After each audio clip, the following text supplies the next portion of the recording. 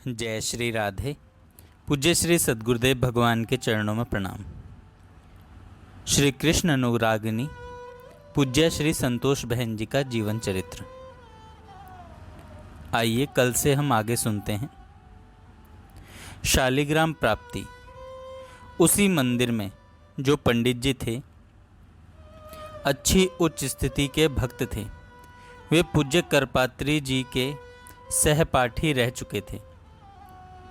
अक्सर मौन ही रहते थे, पर चातुर्मास की संपन्नता पर कार्तिक मास में ये कथा कहा करते थे और पूरे नियमों से सभी श्रद्धालुओं को भी व्रत, स्नान, पूजन, अर्चन और नित्य नेम करने को कहते। संतोष जी ने भी इस छोटी सी उम्र में बहुत ही श्रद्धा निष्ठा से पूरे कार्तिक मास स्नान, पूजा, अर्चन किया। पूर्णिमा के दिन पंडित जी को वह ठाकुर जी को प्रणाम कर कह उठी। उनका जन्म दिवस भी कार्तिक पूर्णिमा का ही था। पंडित जी, आपने जैसे जैसे कहा था, मैंने सब नियम पालन करते हुए पूरा मास पूजा अर्चन में बिताया, पर मुझे तो ठाकुर मिले नहीं।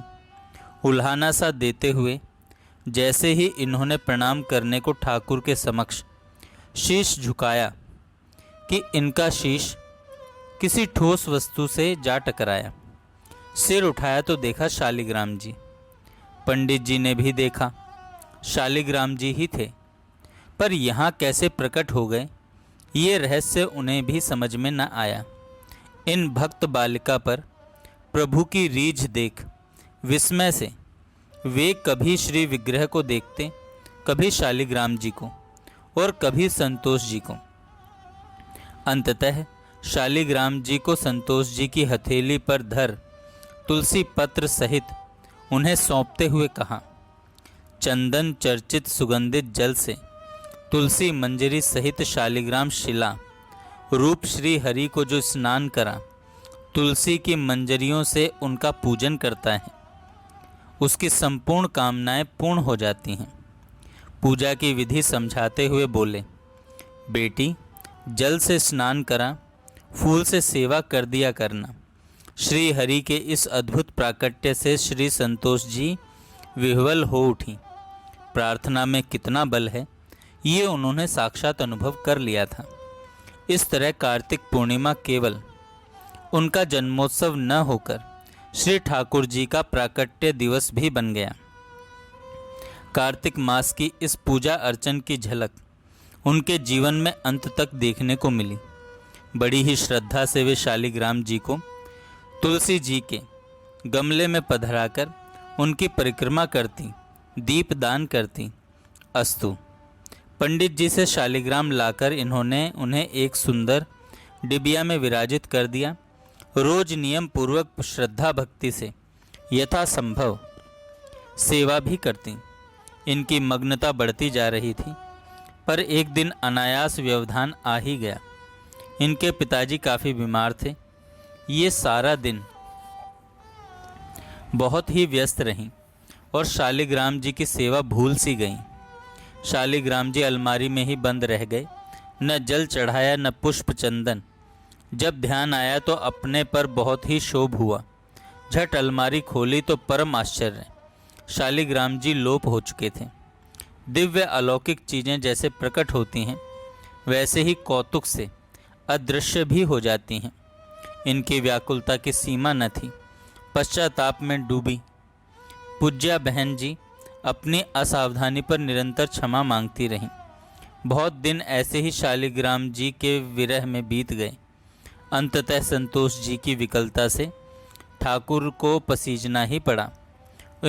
उन दिनों वह रोज मंदिर में फूलों की माला गूंथकर ठाकुर को पहनाती थी। एक दिन अस्वस्थ होने की वजह से फूल झोली में भरकर घर ले आईं। मन भीगा भीगा सा तो रहता ही था। उसी भाव में माला पिरोने लगी। क्या ही विचित्र संयोग! फूलों के मध्य शालिग्राम जी। अविश्वसनीय सा लगा इन्हें। दौड़ती हुई पंडित जी के पास पहुंची कि शायद ये शालिग्राम जी मंदिर के हों या माली के हों। ये इसी या में उलझी। जब मंदिर पहुंची तो पंडित जी भी ये कौतुक देख हैरान हो गए। इनकी उच्च प्रेममयी दशा से वे परिचित थे। मन ही मन इन्हें प्रणाम कर शालिग्राम जी इन्हें लौटा दिए। माली मुस्लिम था और मंदिर के सेव्य ये थे नहीं। निश्चय ही इनकी प्रार्थनाओं पर द्रवित हो शालिग्राम जी फिर प्रकट हो गए थे। इस असंभव सी घटना ने संतोष जी के भावों को झकझोर मन की विवलता को और उद्दीप्त कर दिया। इनके शालिग्राम जी के कौतुकों को समझ पाना सहज नहीं है। पूज्य संतोष बहन जी नित्य धाम पधारने के समय सेवा का अधिकार अपने भांजे कृष्ण कुमार को सौंप गईं। उस पर उनका अत्यधिक स्नेह था, रक्त संबंध से नहीं, उसकी सरल श्रद्धा जनित सेवा पर रीझ उठी थी। वे अध्यात्म के नाते, उसके वृंदावन के प्रति झुकाव के नाते पूज्या बहन जी का स्नेह उसके प्रति उमड़ पड़ता था। कृष्ण कुमार ने भी सोचा था कि वह नौकरी छोड़ वृंदावन में उनके दिए पैसों से फ्लैट खरीद ठाकुर सेवा करेगा। मन में ये सब आयोजन बन ही रहे थे, पर इस सब में समय लगता। शालिग्राम जी मात्र 3 दिन के लिए लखनऊ गए जरूर, पर शीघ्र ही श्रीधाम में फिर आ विराजे। पूज्या बहन जी के वंश की ही एक युवती पावन कौर से 3 महीने सेवा ली। कानपुर में अपनी गृहस्थी छोड़ श्रीधाम में रह पावन कौर ने तन मन प्राण से सेवा की। कृष्ण कुमार उन्हें 3 महीने के लिए ही वृंदावन लेकर आए थे। विधि का विधान, पूरे 3 महीने बाद पावन कौर तो वापस कानपुर अपने परिवार में चली गई, पर शालिग्राम जी की सेवा कृष्ण कुमार कर नहीं पाए। शायद सेवा के संकल्प से ही ठाकुर जी उस पर इतना रीझ गए कि उसे अपने नित्य धाम बुला लिया। शालिग्राम जी के इस कौतुक भरे कृत्य की थाह पाना असंभव सा ही है। उसके बाद शालिग्राम जी ने पूज्या उषा जी की कृपा पात्रा शिष्या रास मंडल में रह रही संतोष नारंग की श्रद्धा और निष्ठा से भरी सेवा स्वीकार की। अस्तु। आगे पूज्य संतोष बहन जी के अध्ययन के विषय में। माता पिता के स्नेह भरे लालन पालन से सिंचित ये बालिका जैसे जैसे बड़ी हो रही थी, उसके दिव्य सद्गुण उजागर होते जा रहे थे। विद्या अध्ययन के लिए इन्हें गांव के ही स्कूल में भेजा गया। ये 5वीं कक्षा तक पंजाबी पढ़ी और फिर गुरुकुल आर्य स्कूल में 8वीं तक पढ़ी। निश्चय ही इनकी गणना मेधावी और कुशाग्र छात्राओं में थी। उसके साथ ही उनके अंदर प्रभु प्रेम की प्रज्वलित आभा की दीप्ति इनके चेहरे पर झलकती थी। सादी वेशभूषा, सात्विक आहार, निश्चयात्मक बुद्धि, अंतर्मुख वृत्ति, बहुत ही आकर्षक चरित्र था। छात्राओं में ये अग्रणी रूप में ही प्रख्यात थीं। सन 1942 की बात है। राष्ट्रपिता महात्मा गांधी स्वाधीनता प्राप्ति के संग्राम के जन जागरण हेतु जेहलम पहुँचे। उनका भव्य स्वागत किया गया। जेहलम की जनता उनके दर्शनार्थ उमड़ पड़ी। स्कूल की छात्राओं के साथ संतोष जी भी उनके दर्शनार्थ और प्रवचन सुनने वहां पहुंची। उत्साह और उमंग से सभी लड़कियां वहां पहुंच गई। भीड़ में घिरी संतोष जी भी उचक उचक कर दर्शन करने लगी। एकटक मंच की ओर देखती ही ये तन्मयता से बापू के वचन सुन रही थी। सत्य और अहिंसा के पुजारी महात्मा गांधी सादा जीवन उच्च विचार को लक्ष्य कर खादी पहनने की उपयोगिता पर बल दे रहे थे। मंत्र मुग्ध सी संतोष जी उनका एक एक शब्द श्रवण ही नहीं कर रही थी, अपितु अंतरात्मा तक सहेजती जा रही थी। कोमल मना का द्रवण तो आध्यात्मिक उत्कृष्टता के कारण पहले से ही था, इसलिए इन प्रभावशाली वचनों ने इन्हें झकझोर दिया। आवेश में ये भीड़ को चीरती हुई सीधी स्टेज पर पहुंच गई और सबको पार करती गदगद कंठ से बापू बापू कहती गांधी जी की टांगों से जा लिपटी। स्नेहाभिभूत हो उन्होंने हाथ पकड़कर उठाया और वात्सल्य भरे स्वर में बोले, बेटी क्या चाहिए तुझे? आप बोली, मुझे मेरे योग्य ही कुछ दे दो। और गांधी जी ने उन्हें राम नाम, सत्य पालन और खादी धारण करने का आदेश दिया। तब से ये उनके तीनों वचनों का आदेश पालन करती रहीं। घटनाक्रम परिवर्तित हो रहा था। 9वीं कक्षा के लिए इंग्लिश पढ़ना आवश्यक था, जिसे पढ़ने की इन्हें तिल भर भी रुचि नहीं थी।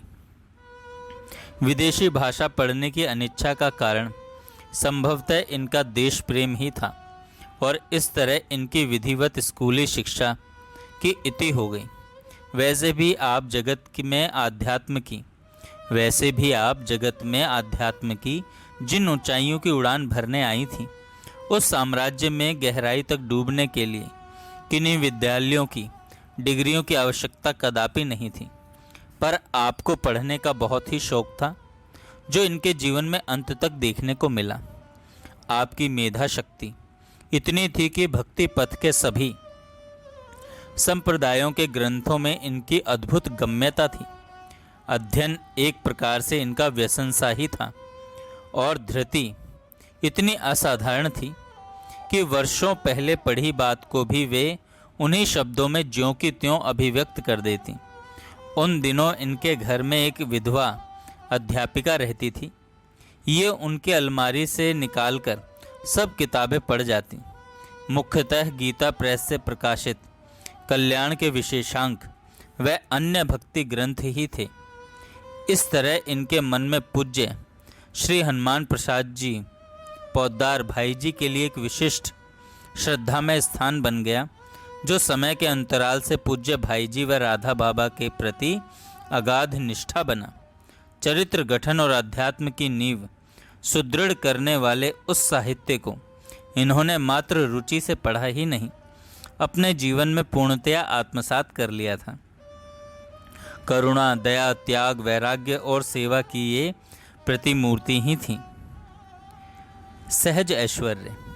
झेलम में ये मुस्लिम मोहल्ले में रहती थी। इनके पिताजी के एक मित्र थे, जिन्हें ये चाचा कहकर पुकारती थी। वे भी इनसे बहुत स्नेह रखते थे, पर प्रभु पद से विमुख अवगुणों से भरा जीवन व्यतीत कर रहे थे।